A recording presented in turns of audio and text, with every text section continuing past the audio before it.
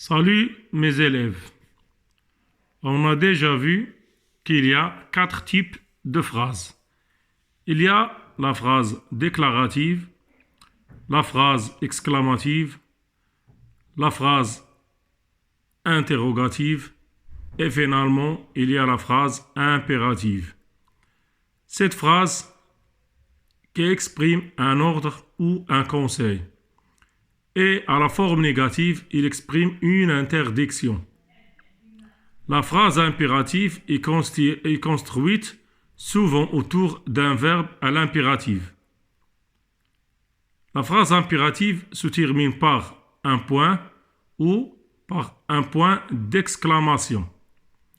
Mais il ne faut pas oublier qu'on ne peut pas trouver le sujet dans la phrase impérative. Des exemples pour bien comprendre qu'est-ce que c'est qu'une phrase impérative. Comme vous voyez, il y a « Écoutons bien notre professeur ». Ici, c'est un conseil. Mais où est le sujet? On n'a pas de sujet, mais nous voyons que le verbe est conjugué aux premières personnes de pluriel. Deuxième phrase, ne parlez pas pendant le cours. C'est une interdiction. Cette phrase exprime une interdiction. Finalement, viens ici immédiatement. C'est un ordre.